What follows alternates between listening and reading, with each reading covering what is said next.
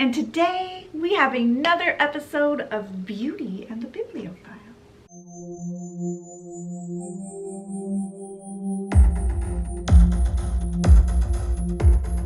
If you're new here, welcome to my channel and welcome to The Cute Life. I'm your cult leader, Leah. If you're not new here, thank you for returning for another cult meeting. As often as I can, I do a series called Beauty and the Bibliophile, where I do my makeup and I tell you about the latest book that I've read. If you don't know what a bibliophile is, it is a lover and collector of books, like me. Today's book is Prince of Song and Sea, and it is part of the Prince series by Disney Books or Hyperion Press, one of those. Anyway, as you can tell, it is the story of the Little Mermaid, but told by Prince Eric's perspective.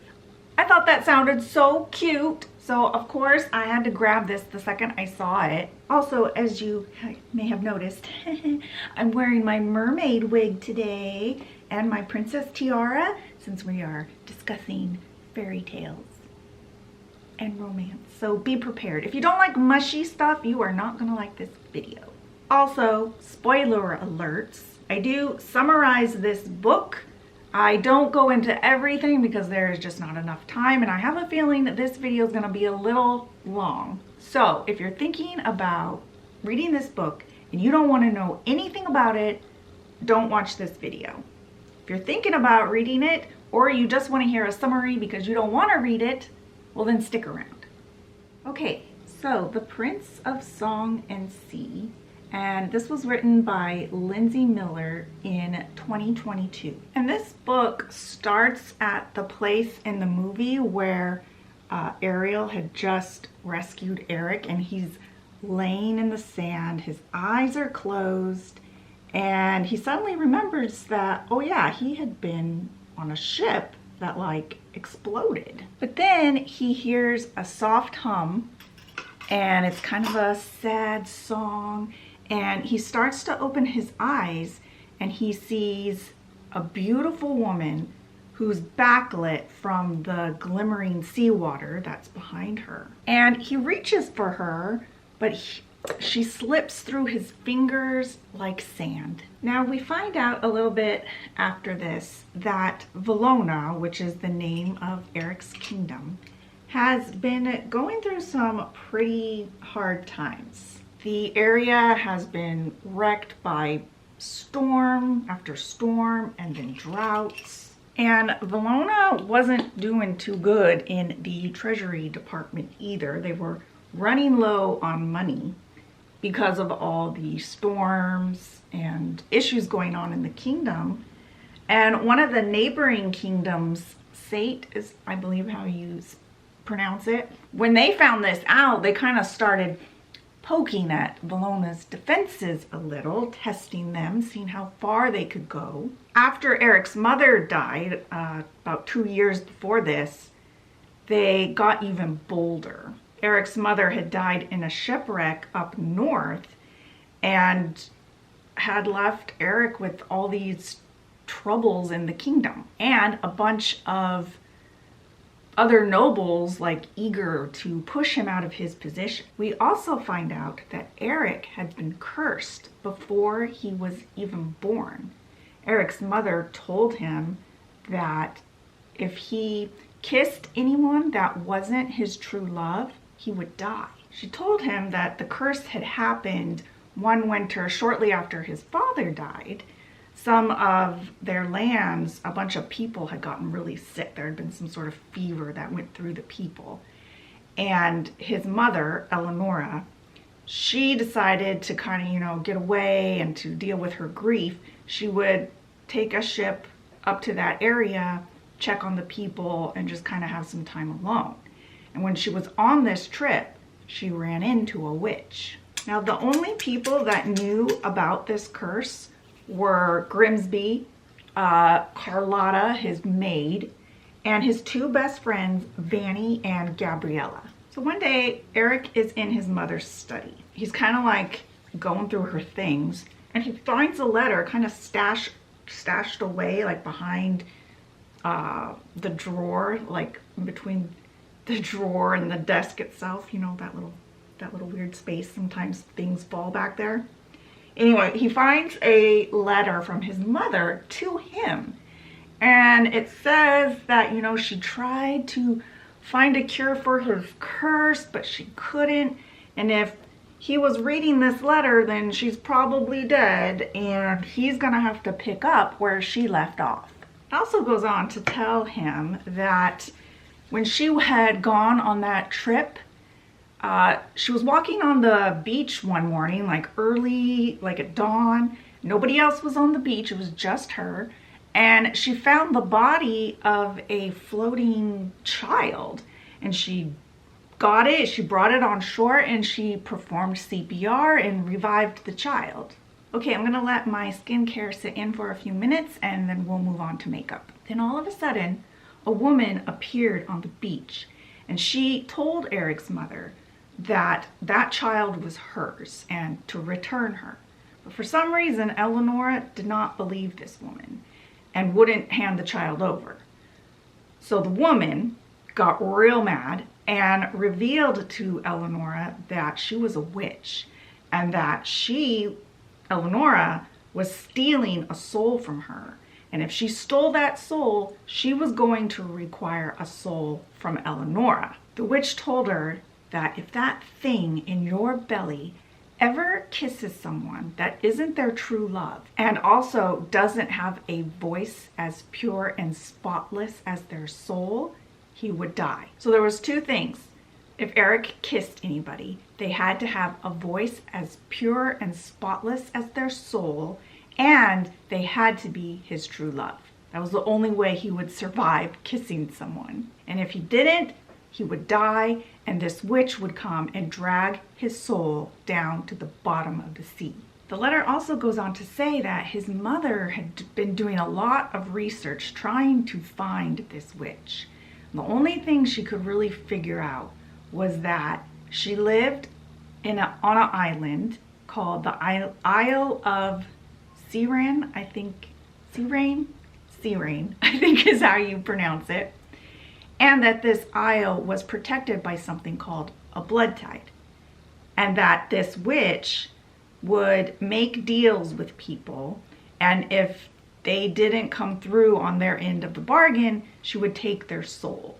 And that this witch was wicked, and she needed to be either imprisoned or killed. She also says in the letter that if her research is correct, if the witch is killed, then Eric's curse will be broken and all the souls that she's ever stolen will be released. So she tells Eric, she's like, figure out what the blood tide is, find the Isle of Siren, and kill the witch. She also tells him that there's a hidden compartment in her desk with all the research she's done about this witch and the curse and the island, and how there were also maps that showed potential locations of the Isle of Siren. She also apologizes for having failed him and that she loves him. Now this was a lot for Eric to take in, but he now knew more than he ever had about his curse and about his true love, that she had a good voice and a good soul. Now in this hidden compartment that his mother had mentioned were a bunch of paperwork and maps and a journal full of stories about witches and deal makers and magic. So he goes through all this stuff and he looks at his dog Max and he's like, ready to go on a little trip? Now after leaving his mother's study, he goes straight to his friends Vanny and Gabriella, and he tells them everything that he had found out in his mother's letter and that he's going on this voyage, and would they like to come? And of course they wanted to come. So by the next day they had a ship ready and a crew, and the ship was called the Laughing Dove. Garbage truck. So their plan was they were going to sail to the last known location of his mother's ship, and then they would try to figure out the blood tide stuff from there. Now after a few days at sea, they get attacked by pirates. They boarded their ship and they're all like fighting and battling, and Grimsby gets hit in the eye and it starts to bleed. Now, the Laughing Dove crew, they end up losing the battle. The pirates tie everyone up and they start to rob them. And Eric notices that they're in kind of like a hurry. And then one of them yells, "Blood in the water, you know what that means, 5 minutes." And then their captain says, "Okay, if you're not ready and in the boats by 5 minutes, you're on your own." And Eric's like, what are they talking, what is going on? And he asks, he's like, why? What happens when there's blood in the water? But nobody answers him, they just ignore him. Now when the captain of their crew comes by to empty Eric's pockets, Eric asks him again, he's like, what's going on? What happens when there's blood in the water? He's like, why are you in such a rush? And the captain says, you'll find out soon enough. Blood tide is coming. Now, most of the pirates by now had gotten off of their ship and were in the little rowboats going back to their own ship. And just then, a fog comes in and like engulfs the Laughing Dove. And one of the pirates yells, "Okay, everybody out now." And Eric's like, wait, what? What's going on? What happens when the blood tide comes? And one of the pirates says, "The worst kind of monster comes, the one you love the most." And Eric's like, what? What are you talking about? And just then, they hear a bunch of whispers coming all over the ship, and Eric's looking around, but no one's mouth is moving. So where are these whispers coming from? And the whole Laughing Dove crew is very anxious and trying to free themselves because they don't know what's going on. Are they going to have to fight something all of a sudden here? The whole crew was getting more and more anxious.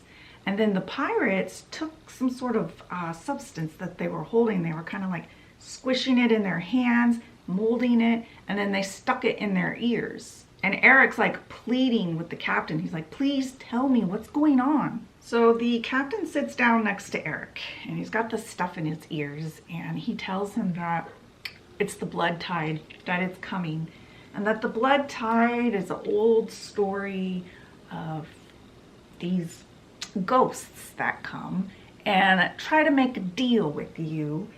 And, you know, if you just ignored them, usually they went away. But it seems like lately they've become more aggressive and they won't let you not take the deal. Before they could ensnare you, you did have to acknowledge their presence. The captain of the pirates also told Eric that, you know, if they call out to you, don't answer back. If they wave at you, don't wave back. Any type of acknowledgement of them, you know, gets their spell or their grasp on you, and it's very hard to escape.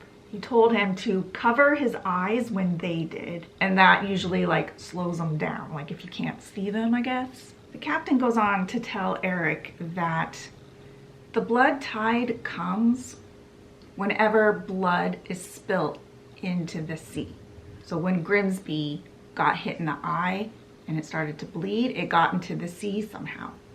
So if there's blood in the water and there's desperation in the air, the blood tide comes and the ghosts come and they try to make a deal with you for whatever it is that you want the most in this world. If you accept their deal, you go with them and you're never seen again. But usually he said that after an hour or so, if you don't respond to them, they get bored and they just go away. Then Eric heard a voice call his name. He ran to the rail of the ship.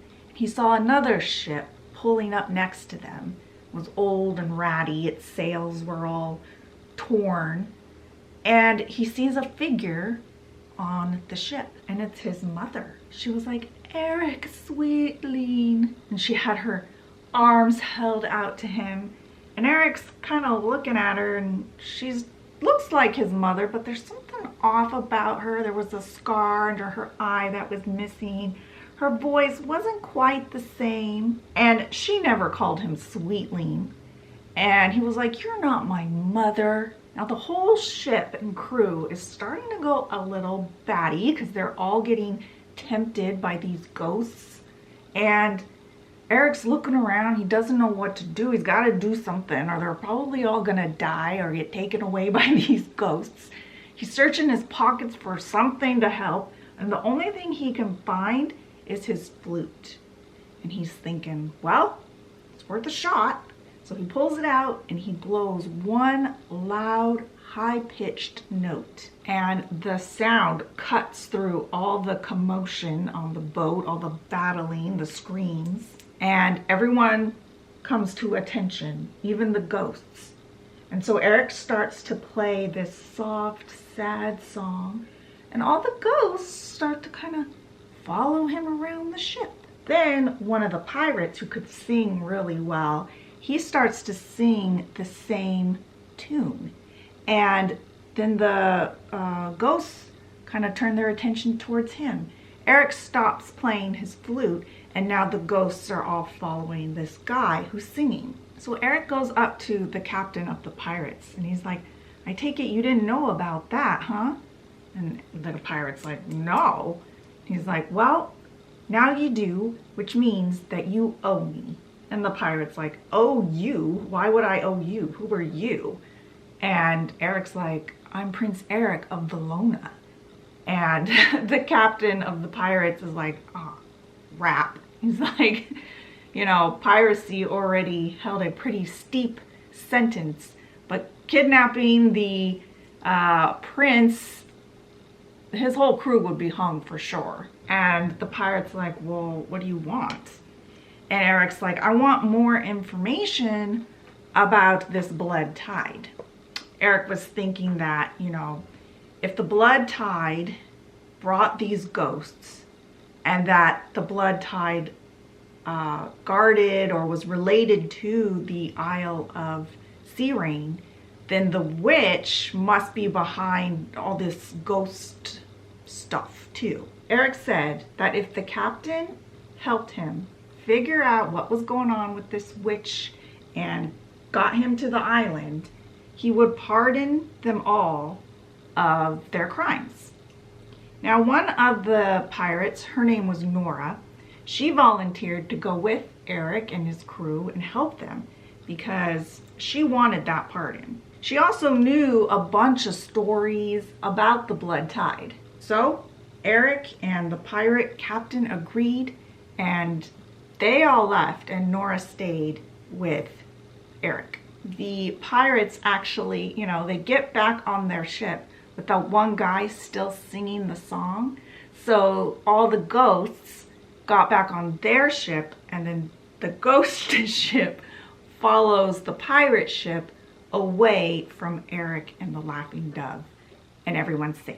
And Eric and his crew, they were going to go back to Valona, restock up on supplies, and kind of reassess. So on their way back, Eric begins to grill Nora on everything she knows about the blood tide. But it turns out all she really knew was like a bunch of stories that people would tell their kids to keep them out of the ocean. And then based on her experience at sea, you know, if blood got in the water, this fog would come in and bring the ghosts on this foggy blood tide. And based on her experience at sea, if blood got in the water, the fog would drag these ghosts to wherever the blood was. I think this wig wasn't the best idea.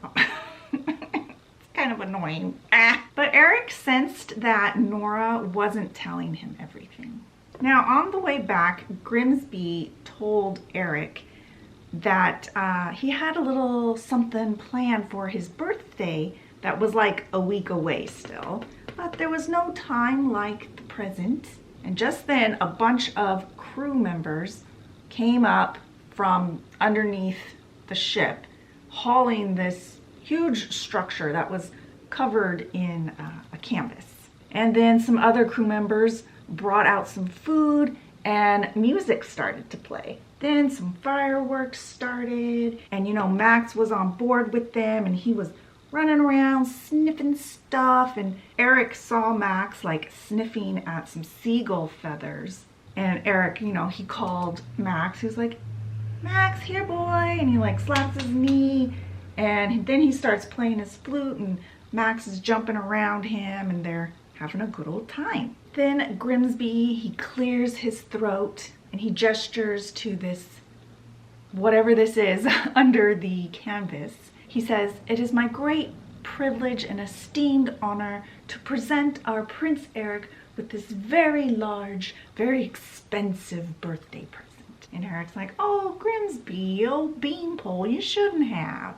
And then a worker pulls away the canvas and there's this huge monstrosity of a statue of Prince Eric. And Prince Eric is a little embarrassed by it. It looks like him, but it's a little, too muscular, a little too proud looking. And Eric kind of looks at it and Max growls at it. And Eric's like, "Oh, Grim, you shouldn't have, really." Eric's like, it's really something. And Grimsby is like, "Well, I had hoped it would be a wedding present." And Eric's like, "Oh, don't start. You're not still mad because I didn't fall for the Princess of Glowerhaven, are you?" And Grimsby is like, "Oh, Eric, it isn't me alone. The entire kingdom wants to see you happily settled down with the right girl." And Eric, he looks out over the sea and he's thinking, well, that is, one good thing about the curse. He knew that there was one perfect person out there for him. And Eric's like, she's out there somewhere. I just haven't found her yet. He's like, "Believe me, when I find her, I'll know. It'll just, bam, hit me like lightning." And then, of course, lightning strikes. Then they hear the sailor in the crow's nest yell, "Hurricane a-comin', steadfast, secure the rigging." And Eric jumps into action, and Nora's like, "Which one of you pissed off Triton?" Lightning strikes the mast, the ship goes crashing into some rocks, and Eric goes falling into the water. Somebody grabs him and pulls him into a rowboat. Then he sees Grimsby splashing around in the water. He grabs Grim and he's like, "Hold on." And he pulls him into the rowboat. Then Eric hears Max howl from the ship. The ship is completely on fire now, but Eric, he's gonna save his dog, and I would totally have done the same thing. He jumps out of the rowboat, he jumps back onto the fiery ship, and he finds Max, and he's like getting engulfed by flames, the dog is, and he's like, "Come on, boy, jump, you can do it." He taps his chest and Max jumps for him. Eric catches the dog and he goes to get off the ship, but his foot breaks through some wood and he just throws Max over the railing, and the dog just like vanishes over the railing. And Eric hears Grimsby shout, "Eric!" But he couldn't answer because his throat was getting choked by smoke. He was tugging on his leg, he was trying to free it, but he couldn't. And then all of a sudden, the whole world exploded. Then all of a sudden, Eric is waking up on the beach. He has this vague memory of a girl, but he can't remember getting to shore. Then he hears Grim calling him. He's like, "Eric!" He comes running up and he's like, "Oh, thank God. You do delight in these sadistic strains on my blood pressure, don't you?" And right then, Eric realizes that that girl was real. And he tells Grimsby, he's like, "A girl rescued me. She was singing. She had the most beautiful voice." Then his vision went a little spotty and his knees buckled. But Grimsby, helped steady him. And he's like, "Eric, I think you swallowed a bit too much seawater." So Grim helps Eric home. And when they get home, a doctor looks at Eric and he says he's pretty much fine. He just needs some rest. And Eric and Grim are talking while he's in bed. And again, Eric tells him about this girl that, she must be the one, the true love that has the pure voice. But Grim told him, there was no girl on the beach when he showed up, and he must have just hallucinated the whole thing. But Eric insisted that she was real. So after he rested for a little bit, he felt like he needed to get out. So him and Max, they go for a little walk on the beach. And while they're on the beach, Max, all of a sudden, he starts barking and goes running off. And Eric has to chase after him. And Eric's like, Max, he's like, be quiet. And then he notices a girl perched up on the rocks. She has stormy red hair, and she's got a sailcloth wrapped around her like a dress. And her hair's all tangled up, and Max is jumping all over her. And then Eric thought she looked kind of familiar, but he couldn't place her. But he was sure they had met before. And he's like, are you okay, miss? And he's pulling Max off of her, and he's like, I'm sorry if this knucklehead scared you. He's harmless, really. And then he's looking at her, he's like, God, she looks so familiar. Does she work in one of the shops in his kingdom or something? And Eric's like, you seem very familiar to me. Have we met? And she nods. And he's like, he's in his head, he's thinking, he's like, oh my God, this has to be her. This has to be my savior. And he's like, I knew it. You're the one I've been looking for. He's like, what's your name? And she opens her mouth to speak, but nothing comes out. And he's like, what's wrong? He's like, you can't speak? And she like shakes her head. And he's like, oh, well, then you couldn't be who I thought. And he's thinking, well, maybe I did hallucinate her. And she starts moving her hands around like she's trying to communicate something. But this is no sign language Eric's ever seen. And he's like, what? What is it? You're hurt? And she's like, shakes her head, no. And he's like, you need help. And she's like, shakes her head, yes. And right then she kind of like topples off of the rocks, and Eric catches her. And he's like, oh, careful, careful. And he's like, wow. He's like, you must have really been through something. He's like, don't worry, I'm gonna help you. He takes her to the castle. So when they get there, he introduces her to Carlotta and tells this girl that, you know, Carlotta, she'll help her with whatever she needs, and that, you know, maybe a bath and some rest and some new clothes will help. And as he's saying this, he's realizing that, you know, he knows this isn't his true love, but he couldn't help but he kind of wanted to spend some more time with her. So Carlotta takes this girl by the hand, starts to lead her away, and she tells Eric, oh, by the way, Grimsby's looking for you. He's in the study. So Eric goes to the study, and when he gets there, Grimsby is out front of the door, pacing up and down, looking all anxious. And he tells Eric that the pirate captain guy is back, and he has something with him. So they go into the study, and the pirate captain, he's like standing next to this big crate with like a canvas over it. And he tells Eric, he's like, there's no easy way to say this, so I'm just gonna show you. And he pulls the canvas away from the crate, except that it's not a crate, it's a cage. And inside the cage is the ghost of Eric's mother. So the pirate tells Eric that of all the times that the crew has come across these ghosts, after the ghosts have lost interest in their target, they revert back to another form, which they assumed is the original form of the ghost. And when this ghost went back to their original form, it still looked like Eric's mother. So what this is saying is that, you know, these ghosts, they would transform into certain looking people to help, you know, lure their targets. That wasn't necessarily what the ghost looked like. It was just taking that form to get at their targets. But this ghost, even though it had the form of Eleonora, Eric's mother, it still looked like Eric's mother, even though she was no longer after Eric. So I think what they're saying is this ghost is truly the ghost of Eric's mother. I know, it got a little confusing. But I think that's what they're getting at here. So this ghost truly is Eric's mother. That's what they're saying. And Eric's like, well, how did you catch her? And the pirate's like, we didn't. When we were done and all the other ghosts were kind of leaving on their own accord, this one came walking back over the waves on our and got on our ship.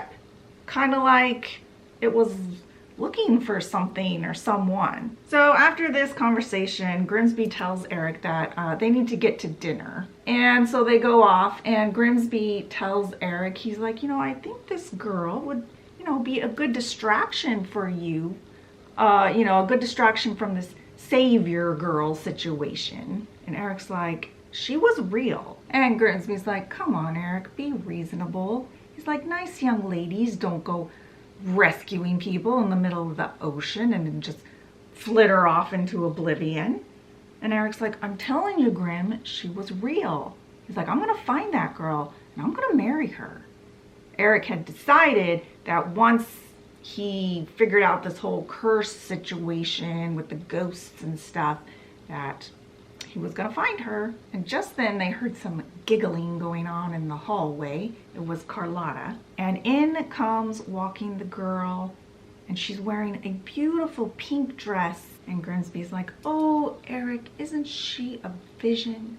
And Eric's like, oh, you look wonderful. And Eric holds the chair out for her, and Grim is like, well, come now. He's like, you must be famished. He's like, it's not often we have such a lovely dinner guest. Then the girl did something a little strange. She picked up the dinner fork and started running it through her hair. Grimsby and Eric kind of froze and were staring at her. And when she noticed them staring, she kind of got a little embarrassed, and she put the fork down and kind of it slinked away into herself. Then Grimsby picked up his pipe and started to light it. And the girl kind of looked kind of interested in it, kind of leaned towards it, looking at it. And Grimsby was like, oh, do you like it? And she grabbed it from him and blew into it, and a bunch of soot and ash went all over Grimsby's face. Eric started laughing, but Grimsby was not amused. He's like, yes. Started wiping his face off, and Eric's like, oh, I'm sorry. And then Carlotta's like, oh, that's the first time I've seen you laugh in weeks. And Grimsby's like, yes, very amusing. And he's like, Carlotta, my dear, what's for dinner? Carlotta's like, oh, chef's making his specialty stuffed crab. Just then they heard a crash come from the kitchen, and Carlotta's like, oh, maybe I better go see what Louis is up to. She goes scurrying off. And a few minutes later, she returns with 3 plates of food. And she sets them down. And Grimsby's talking to Eric. He's like, perhaps our young guests might like seeing some of the sights of the kingdom.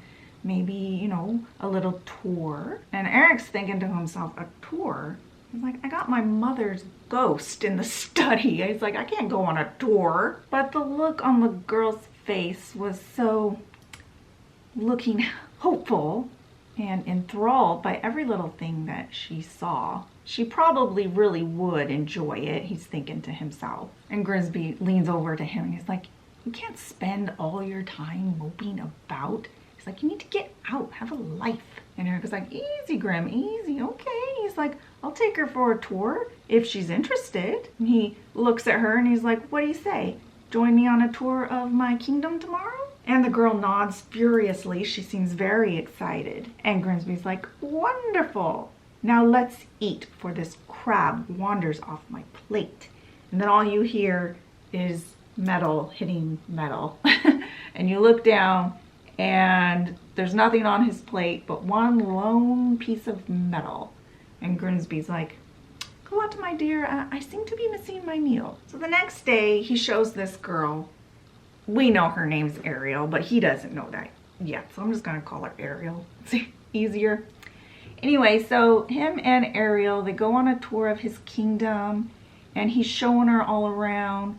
And then he says, would you like to see a lagoon? It's where some of the seawater gets trapped inland, and there's all kinds of little creatures in there. Now, he knew this wasn't his true love, but he was feeling a little confused. He was starting to feel some kind of way about her. Anyway, so when he made this suggestion about the lagoon, she nodded. By the way, I'm using a very appropriate palette. Now, as they were getting into the rowboat, he told her that, he actually had to leave that night on a trip, but that she could come and go from his kingdom as much as she pleased. Carlotta would get her anything that she needed. She looks at him and she points to herself, and he knew that she was asking if she could go with him, but he was like, no, I'm sorry, you can't go with me. He's like, this is not a fun trip. This is actually kind of dangerous, so you can't go. But he continued rowing them through the lagoon, and all of a sudden a seagull like swooped by his face and landed on a branch in a tree above him and started like screeching. And Eric was like, oh man, he's like, someone should find that poor animal and put it out of its misery. Ariel smiled and laughed at him. And there was something about her smile that gave Eric's heart a little bit of an ache. Now everything in the lagoon got kind of quiet all of a sudden. It felt like there were all these croaks and chirps and almost like there was like a little song happening. And he's looking at Ariel and she's so pretty, and he's rowing the boat, right? And so when he's rowing this way, he's kind of leaning into her. And one of the times that he leans into her, he sees her lean into him and kind of part her lips. And he's like, oh no, and he rows back. He's like, you gotta focus on what's going on with the ghosts and the curse and all that. And he's thinking to himself, maybe I should, you know, strike up a conversation. Talking would be good. Silence was getting to be a little too romantic. And he's like, you know, I feel real bad not knowing your name. Maybe I can guess. So he says, is it Mildred? Diana? Rachel? And she shook her head, scrunched her nose at all of those names. Now the music in the lagoon was starting to like swirl all around him. And remember, Eric plays the flute. He's familiar with music. And he's thinking that all these sounds, they sound like an aria. And I was like, what's an aria? So I had to look it up. It is a self-contained piece of music written for one voice, usually in an opera. So he's thinking, it's like an aria. Ariel? And he says it out loud. She nods again, and he's like, oh, okay, Ariel. He's like, you know, that's kind of pretty. And they start holding hands. And Ariel leans in a little closer and a little closer. And Eric, he's starting to give in to the way he's feeling. And they're holding hands. And there's fireflies flying through the air. And she was so beautiful, and they're kind of staring at each other. And Eric could not help but wonder what it'd be like to kiss her. They're both leaning in closer, and their eyes are starting to close. And then the boat tips over, and Eric feels this slithery thing go by him. So he helps Ariel up, and he's thinking to himself, he's like, oh my God, I almost just kissed her. What was I thinking? She's not my true love. I could have died. He's thinking, what is wrong with himself? And he tells her, he's like, oh, you know, I'm sorry. Here, let me help you. He's like, we should probably get back to the castle. That's probably enough touring for today. So they get back to the castle, and Eric takes Ariel to Carlotta to, you know, get her cleaned up. And he's thinking to himself that he's got to get going on this trip. And he writes Ariel a letter apologizing for his reaction to their near kiss. He would explain everything when he got back from his trip if she was still there. And then he's thinking to himself, oh, yeah, she could leave. And this kind of actually really made him sad. He didn't want her to leave. And then he was confused because why would he feel that way about someone that wasn't his true love? But he ignores it. He goes to his ship that's all ready now for the voyage. And his mother's ghost is in the hull of the ship. So he tells the crew, he's like, he points to a map and he's like, okay, we're gonna head to this area and see if his mother's ghost has any kind of like reaction. I don't know why he chose this area. I'm assuming from the information his mother left him. It's probably the same area they were starting to go to on the last voyage. So the ship leaves port, and Max, his dog, he's running around the ship, barking, sniffing, And Eric sees him like sniffing in this one area, and he calls him over, but he won't come over. And then all of a sudden, there's Ariel standing there soaking wet. She had stowed away somehow or swam after the ship. And it was too late for them to turn around and take her back. So I guess Ariel's coming with him. And this actually terrified Eric a little bit because he didn't want her to be in danger. So Eric tells Ariel, he's like, you hang out with Max on deck. He's like, I need to go to the captain's quarters with some of my crew and figure out our plan. So some of his crew and Nora, they go into the captain's quarters and they start talking. And Nora tells him that she hadn't told him everything. That she had seen the blood tide before when she was a kid, back where she used to live along the coast. And that yes, the blood tide was these stories that they told kids to keep them out of the ocean, but that she felt the blood tide and the Isle of Sea Ring were somehow connected, just as Eric had suspected. And if they were connected, it was probably somewhere in that area when she was a kid, the area where she used to live when she was a kid, and she had seen the blood tide. Whew, a little bit confusing stories going on here, but I think we're gonna make it. So she told them that she thought the blood tide was magic. And she told them the legend of the blood tide, that it was a warning to not wish for things that only magic could give you. She told them that desperate people used to wade out into the ocean and offer up their blood and make a deal with something in the depths that would make their wildest dreams come true. But that the cost for this was always a soul. She thought that the ghosts were actually like fishing lures, but no clue who the fisher was. But the fisher could be the witch. So if the ghosts came on the blood tide, she was thinking that the blood tide was some kind of path or something. And that's how the ghosts could get to you no matter where you were. Nora also told them that when she was like 5 or 6, the blood tide had killed her and her mother. And they're all like, killed you? What are you talking about? You're right here. She told them that one day the water was red as blood, and that her and her mother were in the tide drowning. And her memories were vague, but she remembers being in the water. And her adopted father, who had been on shore at the time, told her that a woman pulled her out of the water and got her breathing again. She also had a memory of a woman walking on the blood tide toward a shimmering island. So she's thinking it's not just a path for the ghosts, but that it might lead to this island that they're looking for. I mean, she thought she had dreamed everything since she was, half dead and delirious.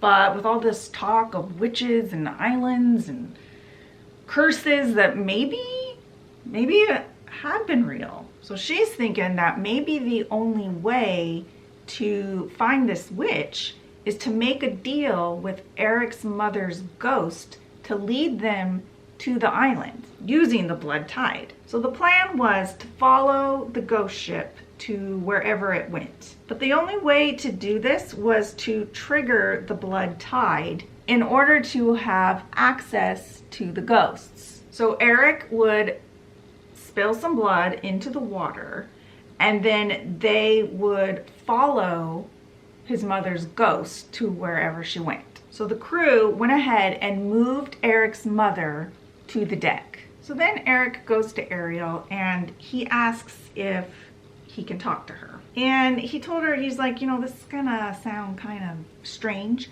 but the reason I'm on this trip is I'm trying to find this island. And this island is the home of a witch. And when Ariel heard him say that, she let out a weird little noise and like kind of clutched her throat. He told her that the witch would lure people using ghosts, and that one of the ghosts was his mother.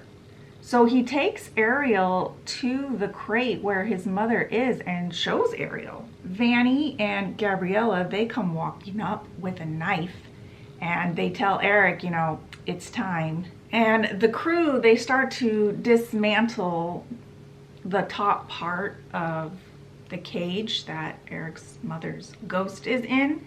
And then they lower that into a little rowboat. So now Eric's mother's ghost is in this rowboat. So they lower this rowboat down into the water, and Eric nicks his finger and lets the blood drop into the sea. As soon as it hits the seawater, a trail of blood goes zooming off in the water towards the horizon. His mother sees, and she grips the oars of the rowboat that she's in, and she starts rowing, following this path of red that's leading off to the horizon. And then everyone realizes that there's something out there. Then a storm starts to form overhead. They all know, oh, this is magic. And then they also realize that the ship is having a little bit of trouble keeping up with the rowboat. Eric's mother's ghost is rowing like really fast, and if she keeps it up at this rate, they're gonna lose her. And Eric sees a weird look come on to Ariel's face. She's kind of realizing the same thing. So she grabs a rope that's tied to something, I don't know what. She cuts it, she kicks off her boots, and she goes running and takes a flying leap off of the ship into the water with this rope. She very quickly was somehow able to catch up to this rowboat that the ship can't even keep up with. So she ties one end of the rope to the rowboat. The other end is already tied to the ship. So she's, you know, making sure that they don't lose her. And Eric couldn't believe what she'd done for him. And right then Gabriella comes walking up and she looks at Eric and she's like, if she's not your true love, I'm not picky. Then all of a sudden the fog lifts and they can all see Ariel out on the horizon, still in the boat. She climbed into the rowboat with the ghost mother. This story is hard to describe. Anyway, all of a sudden the sun comes out and they can all see an island on the horizon. And they all know they found it. They found the Isle of Sea Rain. Eric, Ariel, and some of his crew, they go ashore. And Eric's mother's ghost disappears here for some reason. And, you know, they don't find the witch or anything really, except they do find a chest with a octopus tentacle imprinted on it. Now inside this chest was a bunch of letters from all these different kingdoms, from their nobles, their kings, dukes, all these people. And they are offering this witch or whoever owns this chest a bunch of stuff for like favorable weather. They would offer her money or holdings. And a lot of the letters were from Saint. And they were going to give her a title once their deal was done, whatever that was. Now, if you remember, Saint is the kingdom that's been poking at Bologna lately, testing their defenses. So this witch wasn't just the cause of Eric's curse, but also of every problem that Bologna was having right now. And they found a piece of paper with Eric's name and his mother's name. And there were 3 other names on this piece of paper. And the other names were all rulers from other kingdoms. But Eric's mother's name was the only name that was crossed out. So this was about all they found on this island, but it was helpful. It wasn't the witch herself, but they did get even more information about her. So on the way home, they get attacked by a bunch of electric eels. And during this attack, Nora falls into the water. And when she falls into the water, she turns into a mermaid. Now, the crew is able to fight off all these electric eels, and Nora gets rescued by another mermaid named Malik, I think is how you say his name. Nora, Malik, Eric, and Ariel, they all kind of get to talking. And they find out that Malik had been the witch's prisoner and had escaped somehow. And he was able to tell them a lot about her. And he also told them how he became her prisoner. So his sister had fallen in love with a man from the land.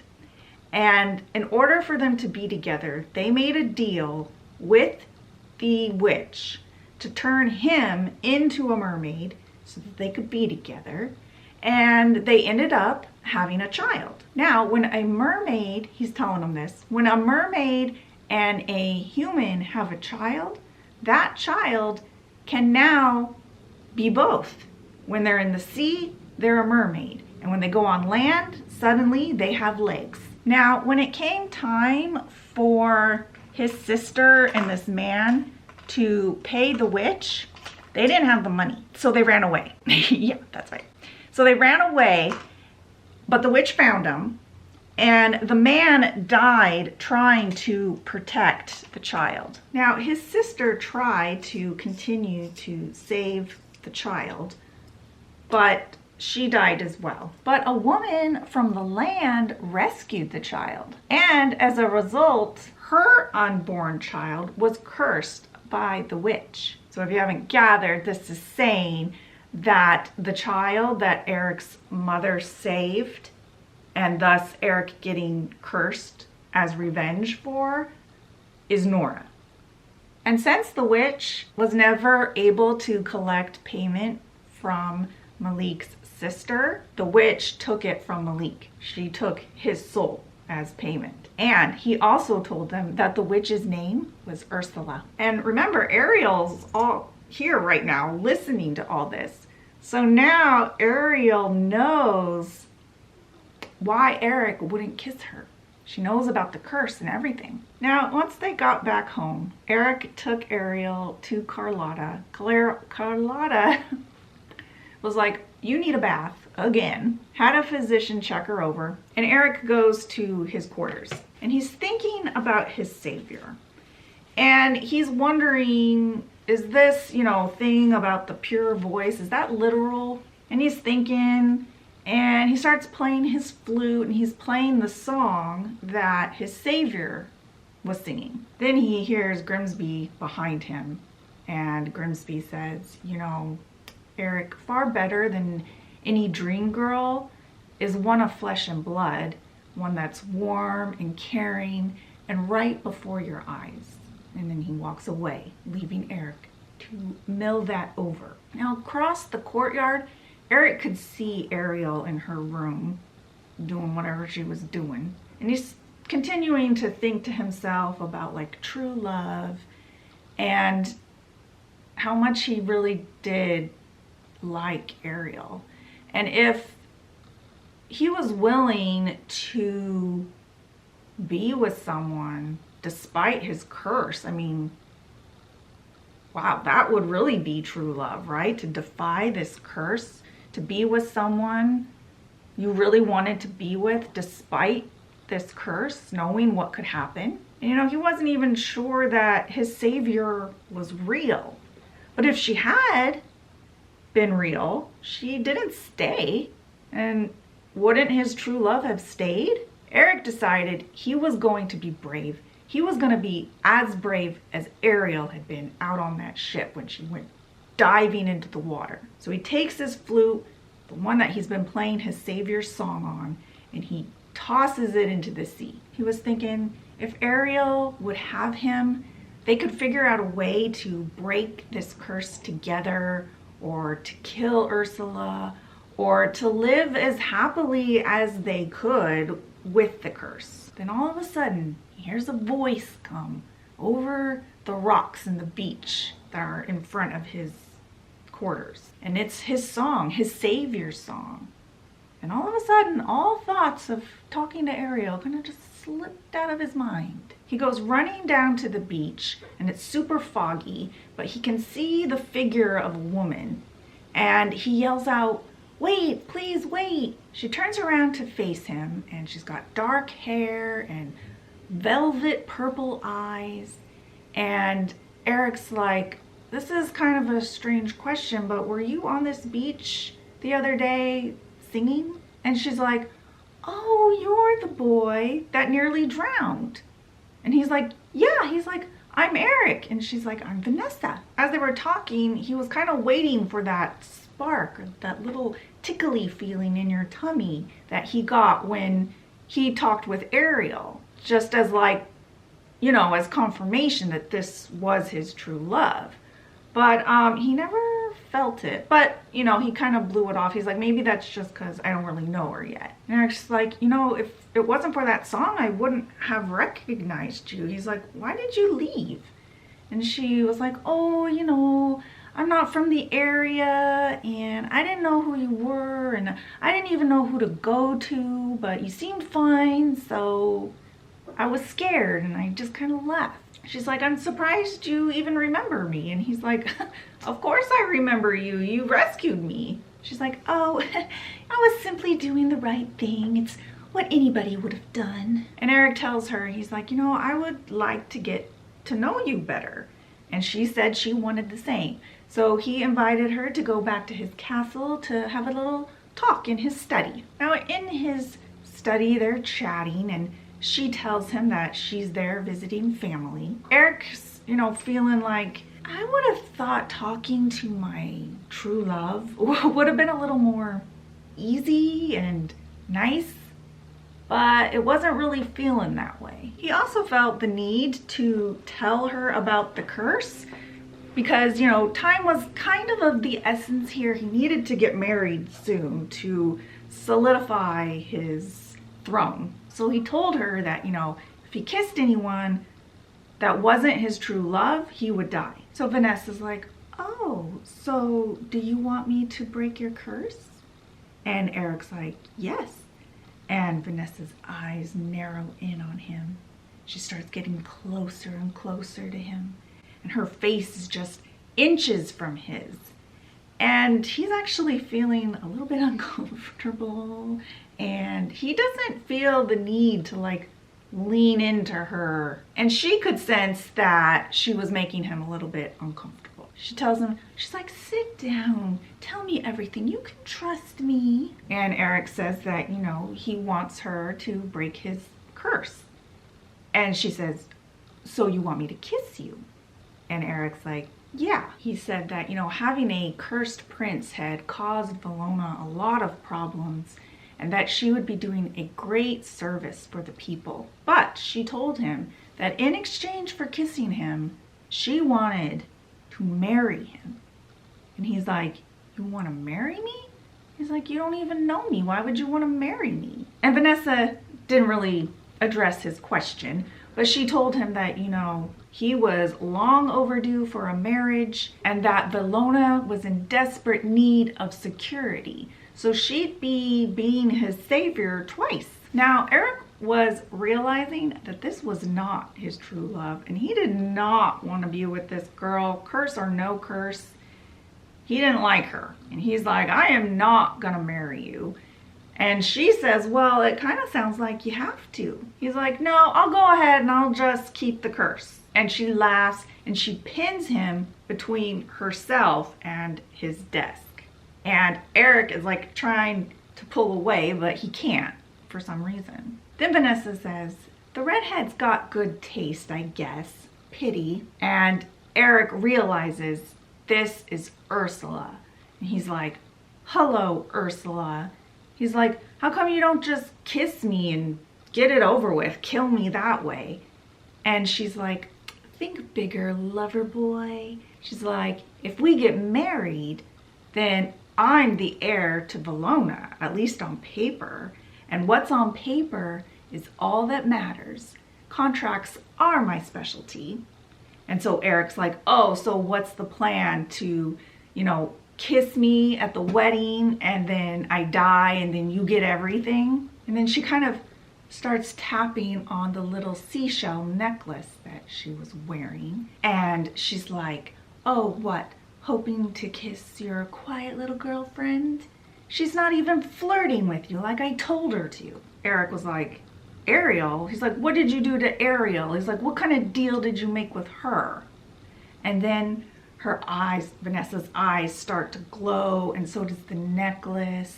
And she begins to sing his savior's song. Now the next morning when Eric woke up, the castle was very busy with wedding preparations. Vanessa had been up early getting everything started. Then Eric summoned Grimsby and he and Vanessa went and met with him. And Eric's like, I want to introduce you to Vanessa. This is the girl that rescued me. We want to get married. And Grimsby is like, oh, he's like, well, that's great. Thank you so much for rescuing Eric. But he did find it, Grimsby found it kind of odd that Eric was calling him Grimsby. He never called him that. And Grimsby was like, well, Eric, you know, it seems this mystery maiden of yours does in fact exist. And she is lovely. He's like, congratulations, my dear. And Eric's like, we wish to be married this afternoon. And Grimsby's like, oh, he's like, well, these things, they do take time. And Eric's like, this afternoon, Grimsby. He didn't mean for it to come out so harsh as it did. Grimsby's like, well, very well, Eric, if that's what you want. Then a flash of red caught Eric's eyes up on the stairwell above them. It was Ariel. She had heard everything. And Eric had this urge to like run after her, but he couldn't move from Vanessa's side. Then Vanessa told Eric to get to work on that marriage contract and that she would see him on the wedding ship. And Eric was like, yes, Vanessa. Later, about an hour before dusk, they were all on the wedding ship. And Eric was standing towards the back of the ship. And Vanessa walks up next to him in her wedding gown. She takes his arm. She's like, ready? She's like, walk. And Eric couldn't turn his head to either side. He could only just look straight ahead. He didn't even hear Max whimper as they passed him walking down the aisle. Then the wedding began, and the priest was like, do you, Eric, take Vanessa to be your lawfully wedded wife? And Eric kind of paused for a second. He's like, thinking to himself, was true love supposed to be this underwhelming? And then he felt Vanessa's nails in his arm. He's like, oh, I do. Then all of a sudden they heard a seagull squawking and a flock of birds came flying into the wedding area and like bombing people's heads and bombing Vanessa, which forced Vanessa away from Eric. They dropped a bunch of fish and stuff onto the deck. And then some seals jumped onto the deck and slammed into Vanessa, sliding her into the wedding cake. Then Eric caught a little bit of a glimpse of red. It was Ariel. She had gotten onto the ship. And then a seagull goes and grabs the necklace around Vanessa's throat. Vanessa's like choking the seagull and it causes it to break from her neck. The necklace fell to the ground and shattered, and all this like golden mist comes rising up out of it and goes towards Ariel, and Eric can hear his savior's song again. And this golden magic-y stuff goes floating towards Ariel and into her mouth. And then all of a sudden, it's Ariel that's singing this song. Now the haze in Eric's head suddenly clears up and he goes running to Ariel. He's like, Ariel? And she's like, oh, Eric. She's like, I wanted to tell you. And it felt so good for Eric to hear Ariel say his name. But then they hear Vanessa She's like, no, Eric, get away from her. And Eric grabs Ariel and he pulls her close to him. And right as they're about to kiss, Ariel kind of flinches away from him. The sun had set and Ariel's legs crumpled beneath her. And her two legs like fused together and little green scales came popping out of her skin. She was a mermaid. And Eric was frozen in shock, but it all started making sense. Of course she was a mermaid. Why hadn't he thought of that? The way she washed up on shore and didn't know anything about the world and was endlessly curious about everything. And she had rescued him from the depths of the ocean and swam him all the way back to his kingdom. Only a mermaid could do that. And he goes to reassure Ariel that, you know, it was fine, he didn't care. And all of a sudden he hears laughing. It's Ursula. She's like, you're too late. And she comes slithering over. She grabs Ariel, jumps up onto the railing of the ship with holding Ariel. And she's like, so long, lover boy. And she jumps over the rail with Ariel in her arms. So Eric grabs a couple harpoons, he throws them in the dinghy, he jumps into it, lowers himself down to the water, and he can see the glow of magic underneath the water. So he goes rowing towards it. And Eric hears Grimsby calling after him, and Eric's like, Grim, I lost her once, I'm not gonna lose her again.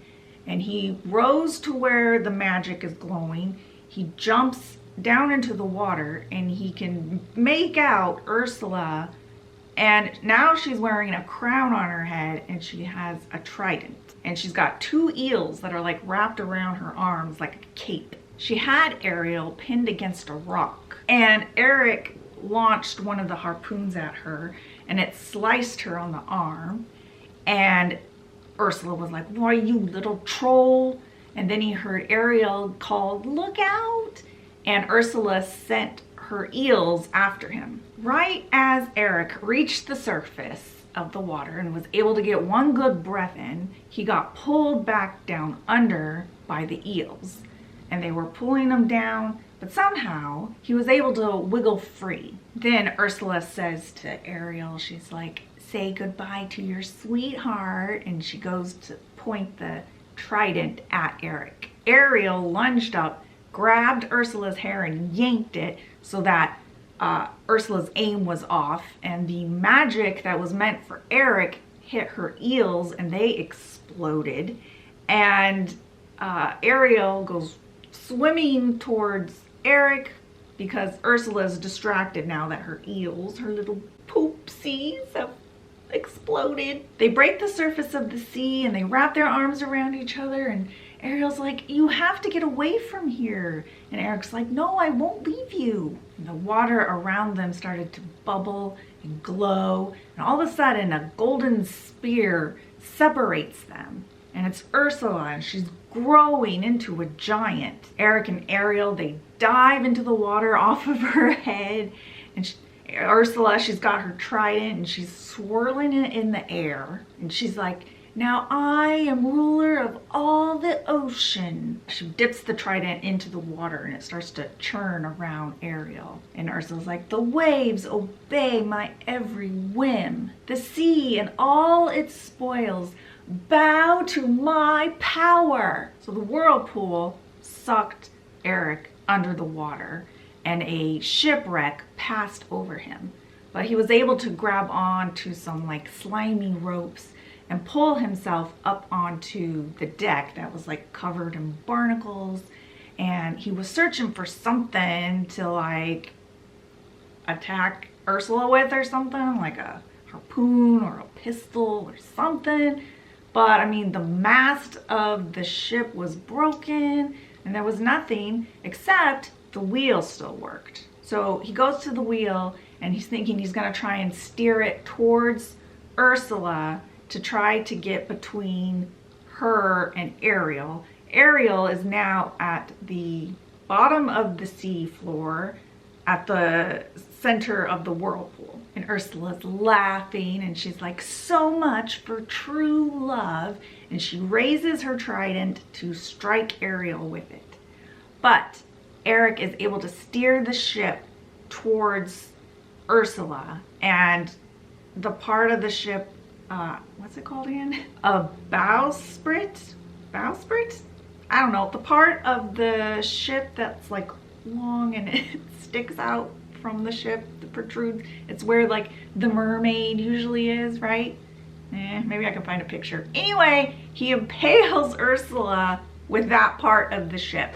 Ursula goes flying forward. She drops the trident. The ship flips and Eric goes flying through the air. He gets one glimpse of Ariel safe and sound, and then everything goes black. He comes to on the beach, and he's like, in his head, he's thinking, oh, he's like, surely Ursula is dead.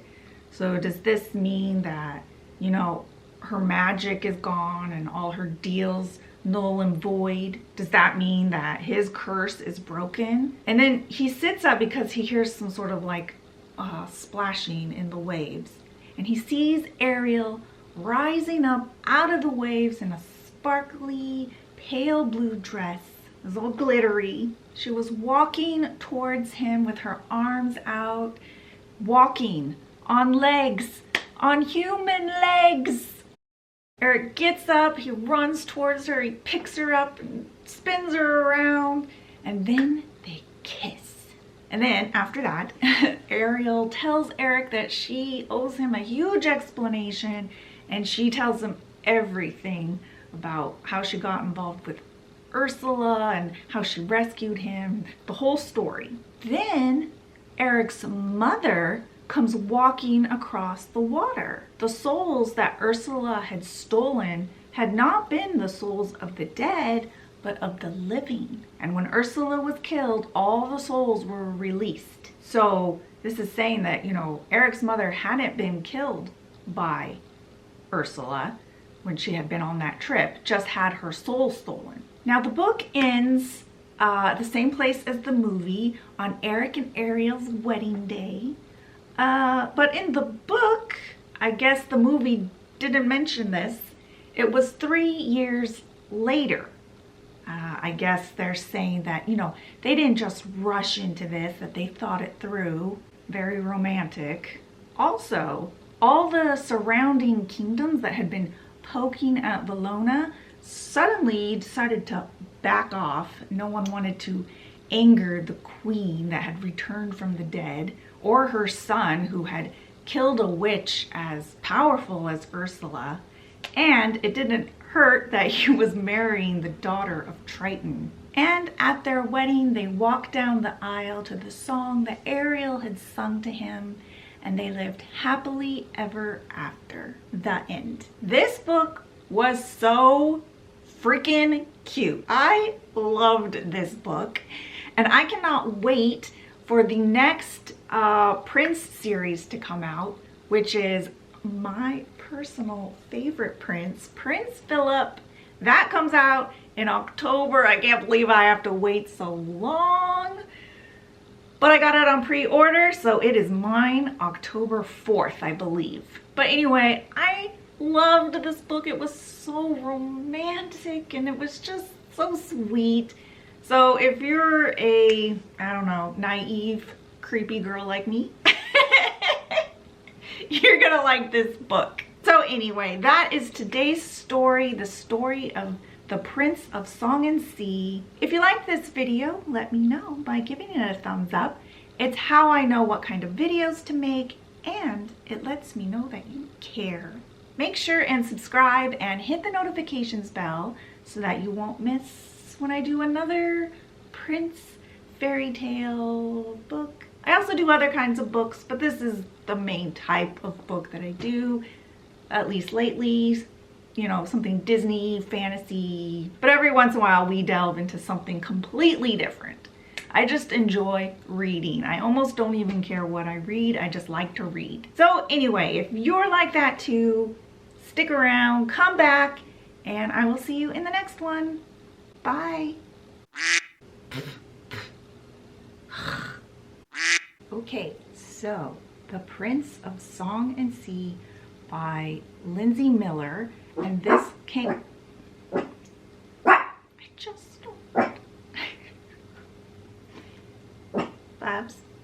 The mailman is gone. So there's two things. The person had to be his true love, and the person had to have a soul and voice. No.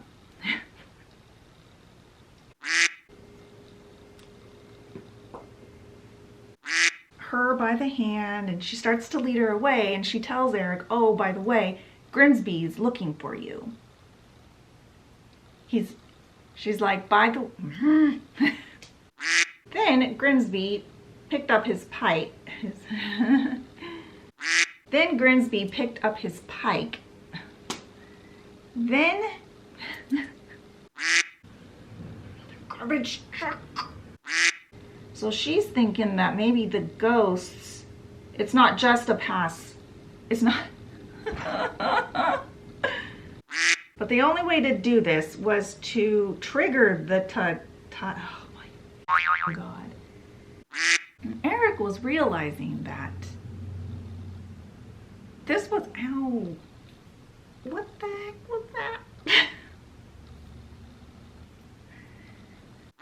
And she laughs and she,